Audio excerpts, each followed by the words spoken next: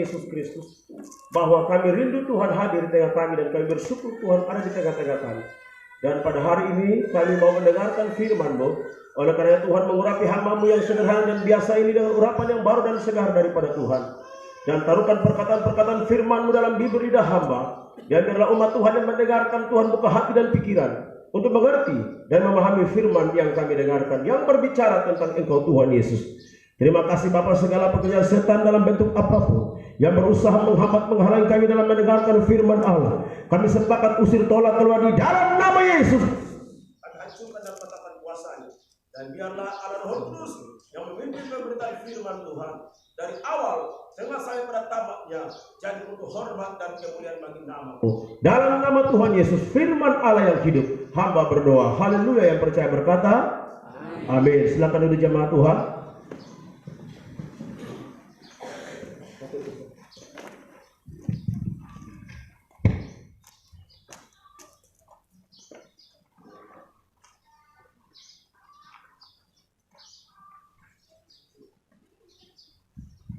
Shalom. Baik, puji Tuhan, kita bersyukur karena Tuhan masih memberikan kita kesempatan hari ini untuk memuji dan memuliakan nama Tuhan. Kalau saudara lihat di surat kabar, baca di televisi, lihat di surat kabar, dengar di radio, kita melihat berita-berita akhir-akhir ini banyak orang Kristen diintimidasi, mereka tidak bisa memuji memuliakan nama Tuhan. Padahal Undang-Undang 45 pasal 28, 29 itu menjamin setiap warga negara mempunyai hak untuk beribadah sesuai dengan agama dan kepercayaannya masing-masing. Tapi pada kenyataannya di lapangan tidak seperti itu. Tapi kita bersyukur kita di Nusa Tenggara Timur, secara khusus di Kupang, secara khusus di Takari, kita bersyukur bahwa kita masih ada kesempatan untuk memuji dan memuliakan nama Tuhan.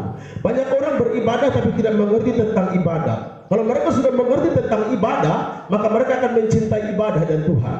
Karena orang tidak mengerti apa itu ibadah yang sebenarnya menurut Alkitab dan menurut Tuhan, karena mereka tidak memahami, sehingga mereka tidak punya rasa lapar dan haus akan Tuhan melalui ibadah. Kalau mengerti akan ibadah, mereka tahu apa itu ibadah, saya yakin dan percaya mereka akan merasa kurang kalau ibadahnya cuma hari Minggu saja. Amin. Ibadah itu seharusnya setiap hari dalam hidup kita. Maka pada hari ini saudara yang kekasih dalam Tuhan, kita akan belajar bersama-sama tentang ibadah yang sejati. Mari kita buka Alkitab kita di dalam suratan Paulus kepada jemaat di Roma, Roma pasal 12 ayat 1 sampai dengan ayat yang ke-8. Roma pasal 12 ayat 1 sampai dengan ayat yang ke-8. Saya akan membaca ayat 1 sampai dengan ayat yang ke-7, dan Bapak Ibu saudara sekalian akan membaca ayat yang ke-8. Roma pasal 12 ayat 1 sampai ayat yang ke-8. Saya baca ayat 1 sampai dengan ayat yang ke-7, dan saudara kekasih membaca ayat yang ke-8. Beginilah bunyi firman Tuhan, persembahan yang benar. Karena itu saudara-saudara, demi kemurahan Allah aku menasihatkan kamu supaya kau mempersembahkan tubuhmu sebagai persembahan yang hidup, yang kudus dan yang berkenan kepada Allah. Itu adalah ibadahmu yang sejati. Janganlah kamu menjadi serupa dengan dunia ini, tetapi berubahlah oleh pembaharuan budimu, sehingga kamu dapat membedakan mana kehendak Allah, apa yang baik, yang berkenan kepada Allah dan yang sempurna. berdasarkan kasih karunia yang dianugerahkan kepadaku, aku berkata kepada setiap orang di antara kamu, janganlah kamu memikirkan hal-hal yang lebih tinggi daripada yang kau pikirkan, tetapi hendaklah kamu berpikir begitu rupa sehingga kamu menguasai diri menurut ukuran iman yang dikaruniakan Allah kepada kamu masing-masing. Sebab sama seperti pada suatu tubuh kita mempunyai banyak anggota, tetapi tidak semua anggota itu mempunyai tugas yang sama. Demikian juga kita, walaupun banyak adalah satu tubuh di dalam Kristus, tetapi kita masing-masing adalah anggota yang seorang terhadap yang lain. Demikianlah kita mempunyai karunia yang berlain-lainan menurut kasih karunia yang dianugerahkan kepada kita. Jika karunia itu adalah untuk bernubuat, baiklah kita melakukannya sesuai dengan iman kita. Ayat 7, jika karunia untuk melayani, baiklah kita melayani. Jika karunia untuk mengajar, baiklah kita mengajar. Jika karunia untuk menasihati, baiklah kita menasihati. Siapa yang memiliki sesuatu, siapa yang memberi, siapa yang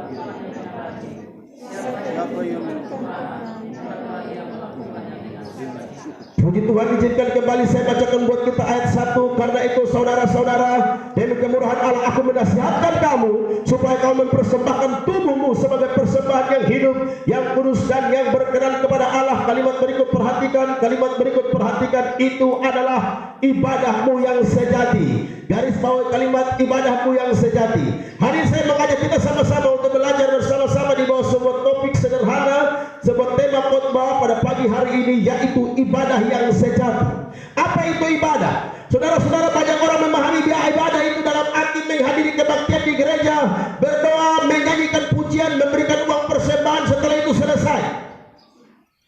Apakah ibadah itu hanya berbicara sekedar liturgi? Apakah ibadah itu hanya berbicara sebagai suatu aturan-aturan yang dibakukan di dalam satu gereja tertentu dan organisasi gereja tertentu? Yakinkah saudara jika setiap rutinitas ibadah yang kita lakukan adalah benar ibadah yang sejati? Mari saja kita sekalian saudara-saudara untuk belajar 3 hal penting yang mau tidak mau, yang wajib hukumnya harus ada di dalam suatu ibadah. Ada 3 hal penting yang harus menandai sebuah ibadah. Jika hal ini tidak ada di dalam ibadah kita, maka ibadah kita belum benar menurut Alkitab. Ibadah kita belum sejati menurut Alkitab. Tapi ketika hal yang akan kita pelajari saudara-saudara, jika itu ada di dalam ibadah kita, maka saya yakin dan percaya ibadah kita adalah ibadah yang sejati. Ibadah kita adalah ibadah yang benar. Kenapa saudara? Karena ibadah ini kita bukan mencari perkenanan manusia, kita bukan mencari hormat manusia, tapi kita mencari perkenanannya Tuhan. Kita punya kerinduan supaya ibadah kita adalah ibadah yang menyenangkan Tuhan Allah. Amin. Kita mau supaya setiap kegiatan yang kita lakukan dalam ibadah minggu, dalam kebaktian rayon, dalam kebaktian par, kebaktian pemuda, kebaktian lansia, kebaktian kaum perempuan, kebaktian kaum bapa, kebaktian pasangan suami istri, kebaktian janda dan duda. Ada Pak dari sini, kebaktian janda dan duda. Mudah-mudahan ada nanti ya, janda dan duda, siapa tuh mereka dapat jodoh di sana. Nah, di dalam setiap ibadah yang kita mau lakukan, kita rindukan supaya kebaktian kita, ibadah kita itu menyenangkan Bapa di sorga. Kehadiran kita dalam ibadah bukan menyenangkan ketua majelis gereja, bukan menyenangkan pendeta, tapi menyenangkan Tuhan. Amin saudara. Kalau saudara menyenangkan pendeta, pendeta tidak ada, saudara tidak beribadah. Pendeta ada, saudara beribadah. Pendeta ada saja saudara tidak beribadah, apalagi pendeta tidak ada. Nah, kalau kita mencari hormat Tuhan, kita mencari perhatian Tuhan, kita mencari kesenangannya Tuhan, maka tidak peduli dengan orang lain. Masing-masing kita menentukan keselamatan di dalam Tuhan. Masing-masing kita mencari kemuliaan Tuhan. Tidak peduli orang datang atau tidak, tidak peduli panas atau hujan, tidak peduli lapar atau kenyang. Tetap sekali Tuhan, tetap Tuhan untuk selama-lamanya. Itulah sebabnya kita akan belajar 3 hal penting yang menandai sebuah ibadah. Saudara yang kekasih dalam Tuhan, kita lihat pada bagian yang pertama, ibadah yang sejati harus ditandai dengan persembahan. Mari kita lihat ayat pertama di Roma 12. Karena itu saudara-saudara, demi kemurahan Allah aku menasihatkan kamu supaya kamu mempersembahkan tubuhmu sebagai persembahan yang hidup, yang kudus dan yang berkenan kepada Allah. Itu adalah ibadahmu yang sejati. Saudara-saudara, ibadah yang pertama ditandai dengan persembahan. Alkitab berkata bahwa jangan datang ke rumah Tuhan dengan tangan hampa. Berarti setiap orang datang ke rumah Tuhan ada sesuatu kita perlu mempersembahkan sesuatu kepada Tuhan, dasar yang pertama, kemurahan Allah lah sebagai dasar persembahan itu. Jadi kita mempersembahkan sesuatu kepada Tuhan, bukan balas jasa, bukan kita melakukan suatu persembahan karena kita membalas jasanya Tuhan. Tidak, kita tidak bisa membalas jasa baik ke Tuhan. Apa yang Tuhan buat dalam hidup kita, kita tidak bisa membalasnya. Makan, minum, pakai, sandang, pangan, papan yang Tuhan berikan kepada kita, kita tidak bisa membalasnya. Bahkan nafas hidup kita tidak bisa kita balas kepada Tuhan. Siapa di sini saudara yang berani bayar nafasnya di hadapan Tuhan?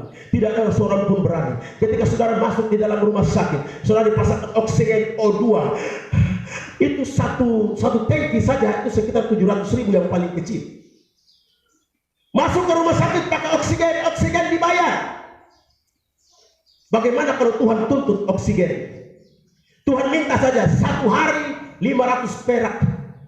1 hari saudara berapa kali bernapas? Siapa yang hitung berapa kali dia bernapas 1 hari? Berapa kali 1 hari? Ayo. Sanggupkah kita membalas nafas yang Tuhan berikan kepada kita? Tidak.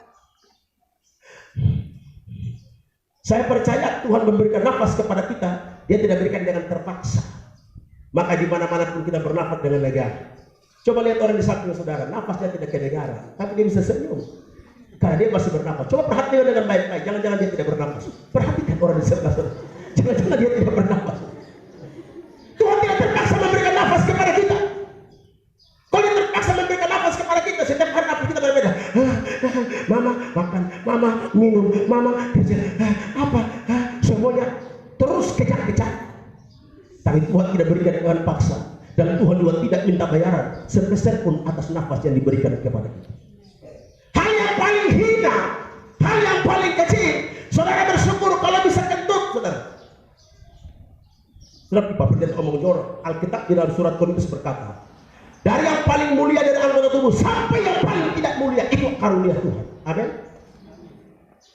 Siapa di sini 2 hari terbuang angin, kira-kira apa yang terjadi?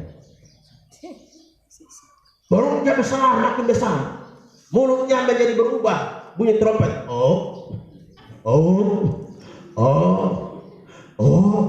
Karena apa?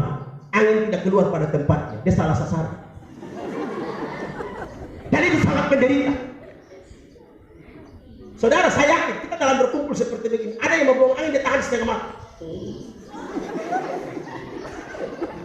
Percayalah, ada yang buang angin dia tahan, karena nanti di sebelah perasaan kan.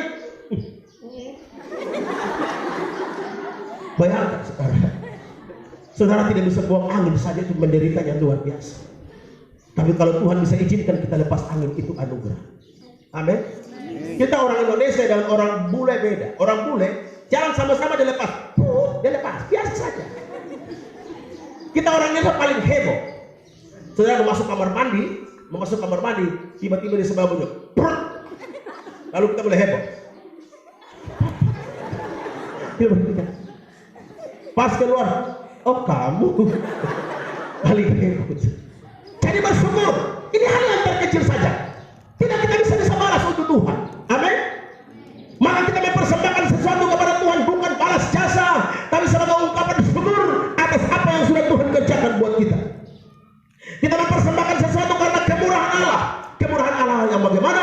Kemurahan Allah yang telah menyelamatkan kita yang seharusnya tidak pantas diselamatkan. Kemurahan Allah yang menyelamatkan kita orang berdosa yang seharusnya sepantasnya dihukum. Kemurahan Allah yang ditandai lewat pengorbanan Kristus di atas kayu salib 2000 tahun yang lalu, menanggung segala dosa dan kesalahan saudara dan saya, menanggung segala kejahatan kita, dan itu tidak bisa kita balas hanya selain berkata, oh Tuhan Yesus terima kasih. Kalau tanpa aku tergantung di kayu salib, maka aku adalah menjadi orang yang akan dimurkai oleh Tuhan. Terima kasih Tuhan, tanpa kematian di kayu salib, tanpa pengorbananmu di kayu salib, maka hidupmu dalam ancaman murka Allah, masuk dalam kebinasaan selama-lamanya. Terima kasih Tuhan, maka aku mempersembahkan hal ini, aku mempersembahkan sesuatu sebagai bentuk syukurku kepada Allah, bukan karena membalas jasa Tuhan. Saudara yang dikasihi dalam Tuhan Yesus Kristus, mempersembahkan sesuatu kepada Allah. Apa yang dipersembahkan? Alkitab bilang yang pertama, tubuh kita dipersembahkan kepada Allah. Mengapa tubuh dipersembahkan kepada Allah? 1 Korintus 6 ayat 19 berkata, tubuh kita adalah milik Kristus, bukan milik kita sendiri. Dan tubuh kita telah dibayar lunas oleh Kristus di kayu salib. Amin. Tuhan tidak pernah kredit dalam menebus dosa kita. Tuhan tidak pernah cicil di dalam menebus dosa kita. Dia tidak berkata, hari ini aku menebus bibirmu, minggu depan aku menebus tanganmu, bulan depan aku menebus kakimu. Itu sama seperti seorang ibu yang melahirkan. Hari ini dia melahirkan kepala anaknya duluan, bulan depan baru kakinya menyusul, bulan depan baru tangannya menyusul. Anak macam apa begitu?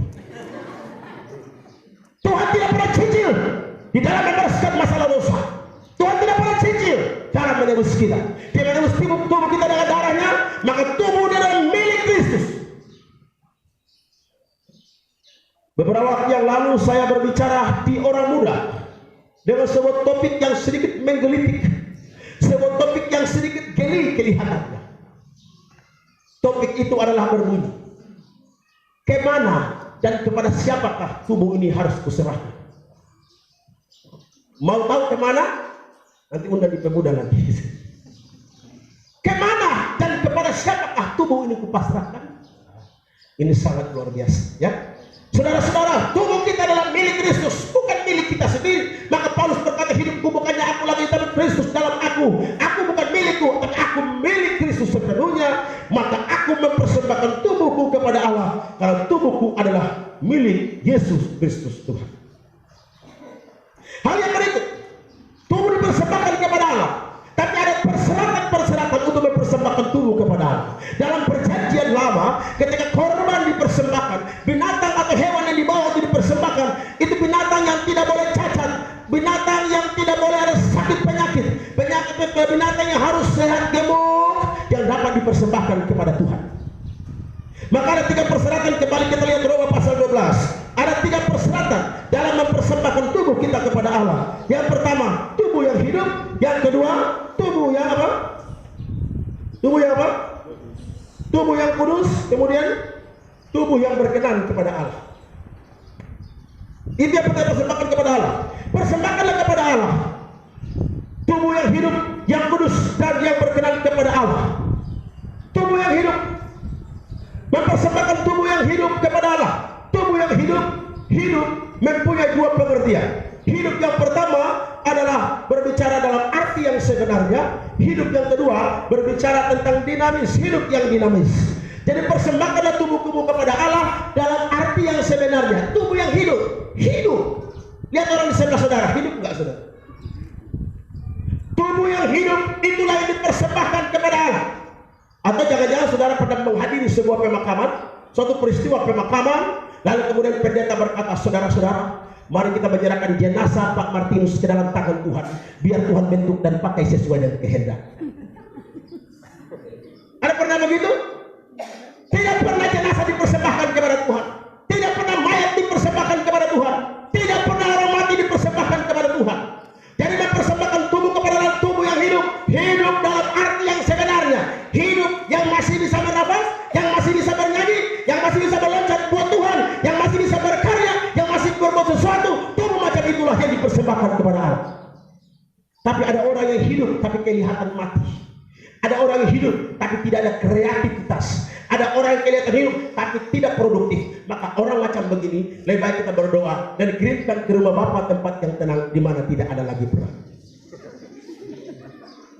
Orang yang tidak produktif di dalam gereja, kirimkan saja. Tuhan, orang ini tidak berguna, ambillah sesuai dengan kehendak, supaya dia pulang lebih cepat daripada dibikin penuh gereja tapi tidak produktif.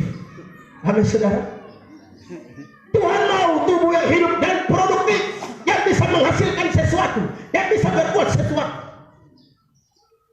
Hidup tidak harus produktif, hidup tidak harus membuat sesuatu. Maka berpemalang hidup seorang istri kalau menikah dengan suami yang tidak produktif. Suami yang tidak bisa bikin apa-apa. Bangun pagi, makan, tidur lagi. Tidur lagi, bangun lagi. Bangun lagi, tidur lagi. Tidur lagi, bangun lagi. Maka berdoa di hadapan Tuhan dan nyanyikan lagu Maranatha, Maranatha, Tuhan datang. Supaya dia segera dikirimkan ke tempat yang sepantas untuknya. Tidak produktif. Hidup kita ini bukan seperti binatang. Hidup kita bukan seperti binatang. Binatang itu dia bikin apa? Saya tahu makan, kawin, sudah. makan kawin. Itu dia kerja. Manusia tidak begitu. Manusia dia menikah, bertanggung jawab, makan, menikah, bertanggung jawab. Bapak saya ini tidak mengerti karena dia belum menikah.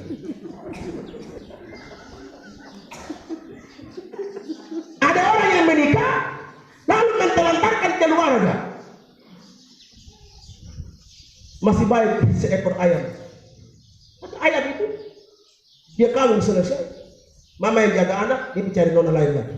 Itu tipe ayam. Jadi ada banyak laki-laki seperti ayam. Maka berdoalah supaya jangan dapat laki-laki tipe ayam yang hanya bisa kasih anak tapi tidak bisa tanggung jawab. Saya akhir-akhir dapat banyak telepon dari ibu-ibu yang mempunyai tipe laki kayak ayam. Pak Pendeta, dia janji dengan beta, Bapak bilang, dia janji dengan beta kalau dia mencintai beta seumur hidup. Waktu menikah, Pak, dia janji dan luar biasa. Dia bilang, beta sudah akan kasih tinggal lu, Pak, sekarang kasih tinggal beta dengan anak 10 orang, Bapak. Beta stres, Pak. Yang satu beta gendong, yang satu gantung di belakang, yang satu duduk di atas kepala, yang satu taruh dalam ember. Baru beta mau. Beta menderita. Lebih baik lambat menikah daripada buru-buru menikah. Lalu plester luka tempel di mana-mana. Amin, saudara.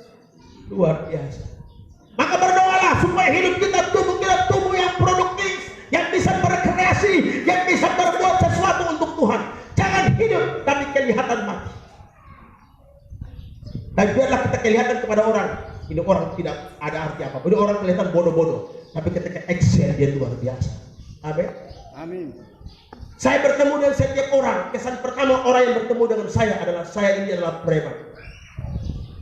Kesan pertama orang bertemu dengan saya, mereka pikir saya ini aparat keamanan. Ketika saya mau berangkat dengan Wings Air ke Waingapu, Sumba Timur, ada seorang bapak di samping saya, bodinya itu bertato. Tapi saya pakai pakaian juga lumayan ketat. Perut saya tarik ke belakang supaya nggak kelihatan. Saya tanya beliau, Pak, mau ke Waingapu juga? Iya, Pak. Lalu dia tanya sama saya, Pak juga ke Waingapu? Ya, saya juga ke Waingapu. Ada tugas di sana? Ya, saya tugas di sana. Karena pendeta dan tentara atau polisi ditanya bertugas. Kecuali ditanya pekerjaan Bapak apa? Ya, saya pendeta. Kan dia tidak tanya pekerjaan, dia cuma tanya bertugas. Pak, bertugas di mana? Saya di Waingapu, Sumba Timur. Oh ya, Kapolres yang ada di Sumba Barat Daya. Saya bilang, saya kurang kenal dengan Kapolres di Sumba Barat Daya. Lalu dia jawab, oh mungkin tidak seleting dengan Bapak ya, tidak seleting dengan saya. Jadi saudaraku yang dikasih dalam Tuhan. Yang kedua, orang bertemu dengan saya pernah di Pantai Baru, pelabuhan Pantai Baru. Tentara dengan pakaian lengkap datang berdepan saya. Komandan. Saya bilang, oh ya komandan. Istri saya bilang, Bapak, oh saya komandan. Ya. Dia pegang tangan dari saya, komandan mau kemana? Saya mau ke Kupang. Oh ya, komandan tugas di batalion berapa? Saya bilang, saya tugas di batalion yang tidak seperti kamu. Maksudnya, saya adalah pendeta. Hormat Bapak. Wah, jadi sebagai pendeta kita menghormat kepada saya. Luar biasa. Jadi orang kalau bertemu dengan saya awal-awal, orang apa ini? Tapi sudah terjun ke dalam, ternyata produktif juga. Amin. Lebih baik orang sangka yang tidak baik buat kita dan produktif, tapi orang puja-puja tidak bisa bikin apa. Orang menyanyi, ya, kita orang Timor, orang Ambon, orang Papua, itu menyanyi tanpa penyaringan suara nyanyi. Tapi ada yang lip sync, tahu lip sync? Orang lain itu suara yang bunyi seperti ini. Menyanyi saja. Coba kasih mati musik, dia juga habis. Jadi harus produktif di hadapan Tuhan. Dan persembahkan tubuh kepada Allah, tubuh yang produktif, tubuh yang hidup. Kemudian yang kedua, tubuh yang dinamis. Dinamis itu yang bergairah. Dinamis itu yang pokoknya tidak kamate-kamate. Jadi dinamis itu adalah dia yang pokoknya luar biasa, pokoknya energi buat Tuhan. Ya. Mau kerja, mau ibadah. Mau kerja. Mau apa saja kita lakukan untuk Tuhan. Amin. Amin. Jadi tubuh masih sehat, masih dinamis, ini mencari Tuhan. Jangan sudah sakit, sudah stroke, baru mulai menangis.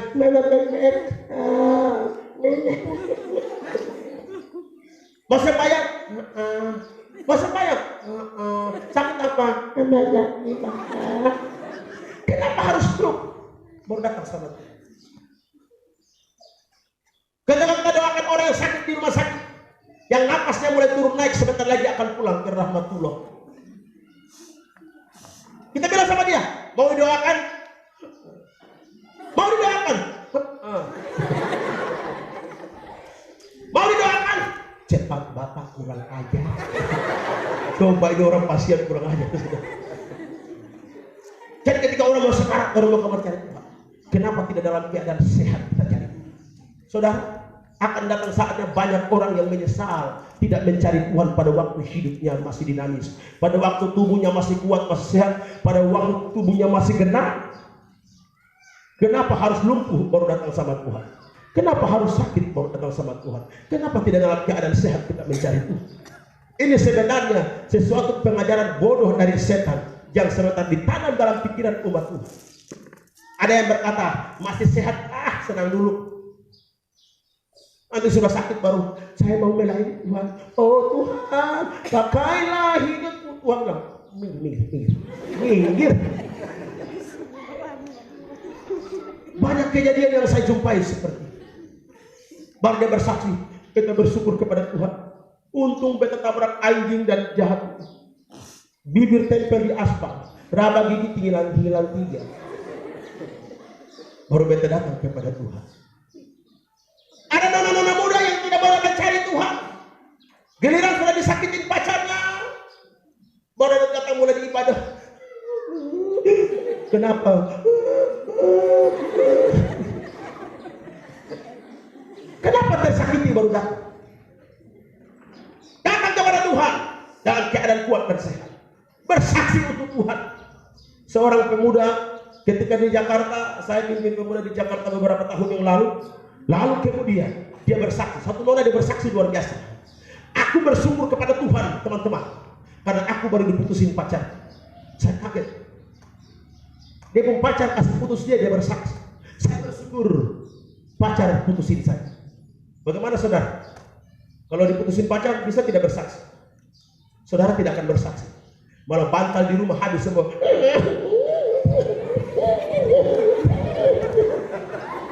Bantal robek semuanya. Dinding rumah hancur. Mamanya bilang, Nona kenapa?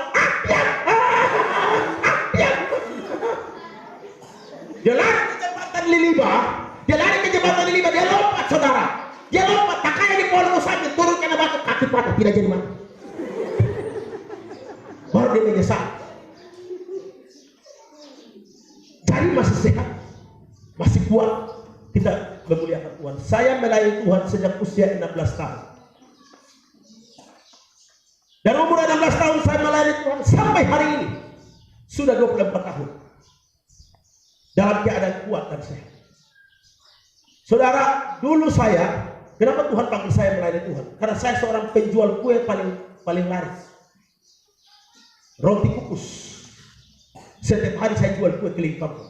Kue pisang itu saya teriak dari SD sampai SMP.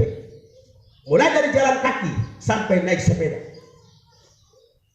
Lalu muncul ada penjual kue yang lain bersaing dengan beta. Dia bangun jam 5, saya bangun jam 4. Dia bangun jam 4, saya bangun jam 3. Dia bangun jam 2, saya bangun jam 1. Lama-lama dia bosan kejar saya. Luar biasa.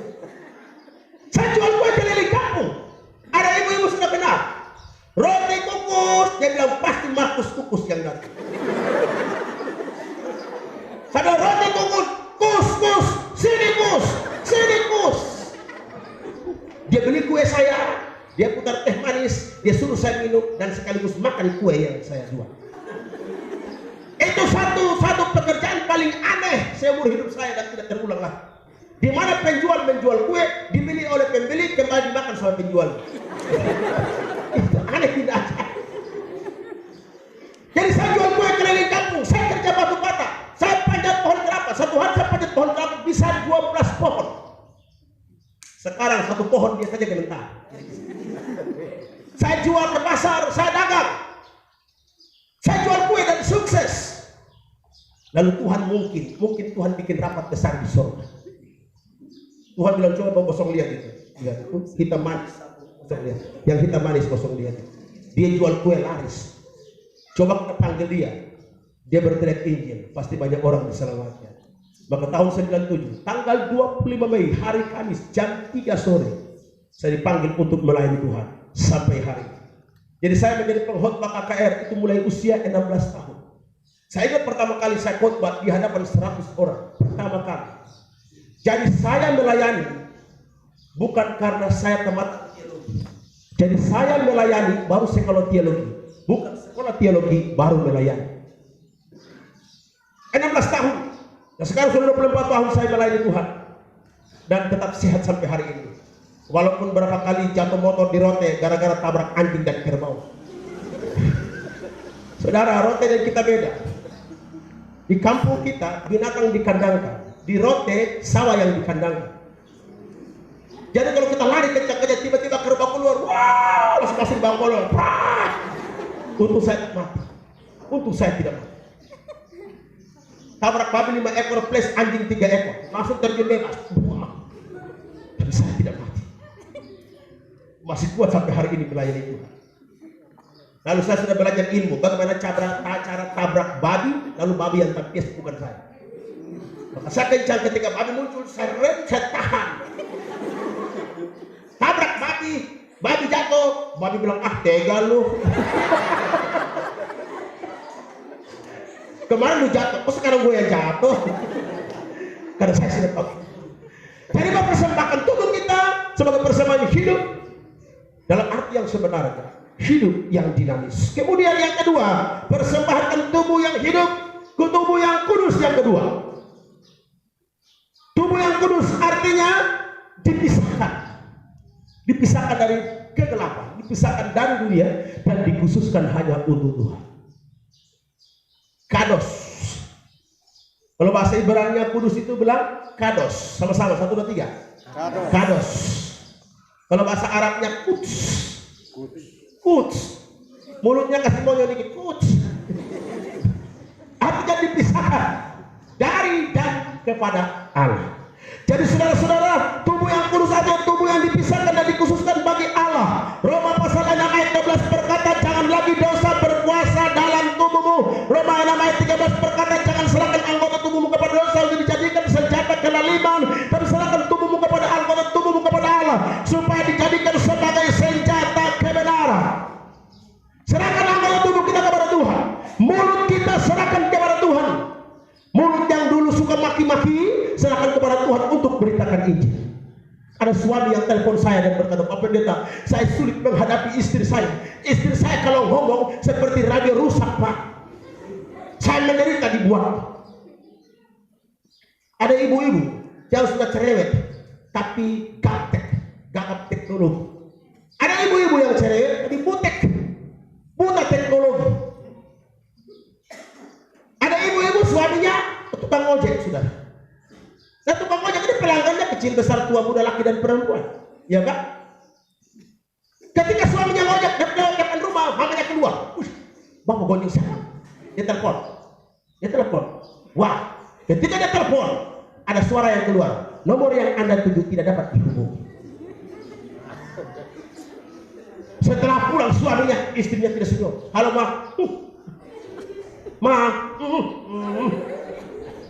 ada apa? Tadi lu bonceng siapa? Lu gonceng siapa?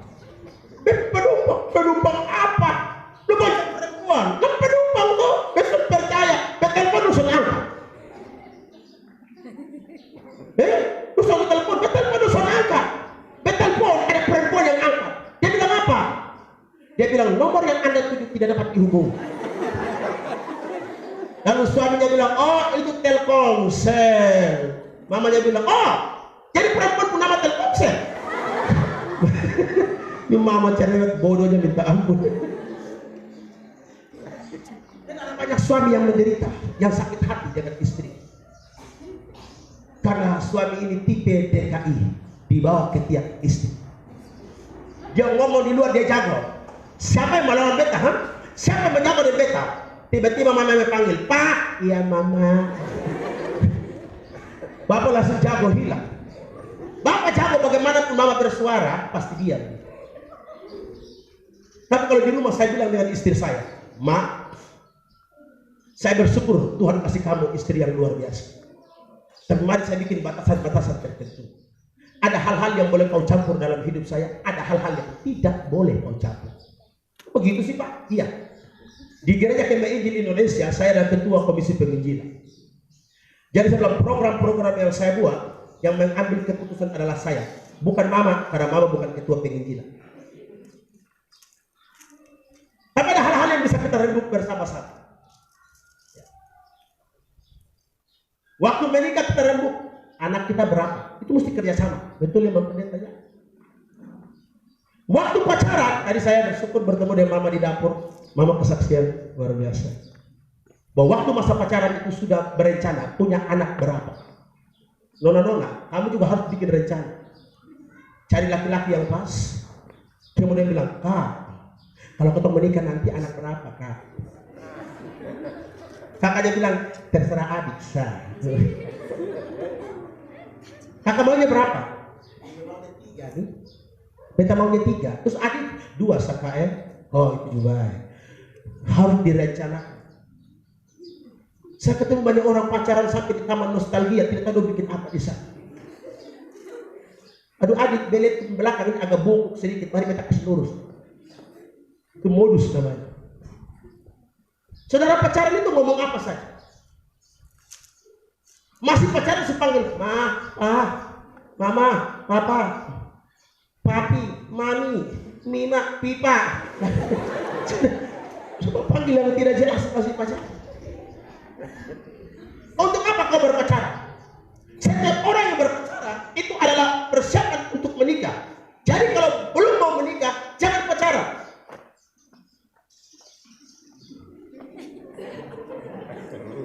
Orang pacaran itu untuk menikah. Jangan cinta monyet. Cinta monyet itu tempatnya di Tenosan. Kalau saudara cinta monyet, itu banyak yang sakit hati. Anak-anak SMK suruh cinta monyet. Anak SD saja cinta monyet. Kami dulu masih kecil, bicara soal pacaran itu sangat pemalu. Ngobrol dengan perempuan itu sangat pemalu sekali. Sekarang luar biasa, anak SD saja, orang kelas 2 SD. "Hai sayang, sarangnya pandai. Anak SD saya sudah pandai berpacaran. Dunia sudah semakin terbalik. Karena itu mari saudara-saudara, dalam kaitannya dengan Tuhan, tubuh kita harus kudus dipersembahkan kepada Tuhan. Jangan yang ada cacatnya. Ada banyak orang melayani Tuhan, khotbahnya pintar, tapi maki orang juga pintar. Doa syafaatnya pintar, tapi ngomongin orang juga pintar. Duduk orang lewat dia lihat dia nih, yang berpencengket. Ada yang cerita kesombongannya, menceritakan harta kekayaannya kepada orang. Dia cerita, beta diberkati Tuhan. Itu dia bersaksi atau pamer tidak tahu ya. Beta bersyukur kepada Tuhan kemarin. Beta kursi plastik di patah. Ibu waktu ganti dia sofa, itu luar biasa. Tapi kucing lompat di sofa, dia naik di lemari S3 rak lagi. Di lemari S3 rak, dia lompat lagi di televisi 20 inch lagi. 20 inch lagi, dia lompat lagi di AC lagi. Ini saudara bersaksi atau pamer kekayaan? Makanya persembahkan anggota tubuh kita biarlah berkenan kepada Tuhan. Serahkan mulut kita. Saudara, kalau mulut kita diserahkan kepada Tuhan, lalu Tuhan berkati mulut ini. Dan ketika mulut ini menggunakan perkataan-perkataan yang baik, maka perkataan-perkataan itu akan menyatukan kita, akan menyejukkan hati. Dari mulut inilah bisa terjadi perpecahan. Dari mulut inilah persekutuan bisa rusak. Dari mulut inilah orang bisa masuk penjara. Dari mulut ini juga orang bisa diberkati Tuhan. Dari mulut ini juga orang bisa makan yang baik. Maka pemazmur berkata, "Awasilah mulutku ya Tuhan, dan berjagalah pada pintu bibir." Seseorang yang mengatakan dirinya beribadah, tapi dia tidak bisa memegang lidahnya, maka dia adalah seorang pembohong dan seorang penipu.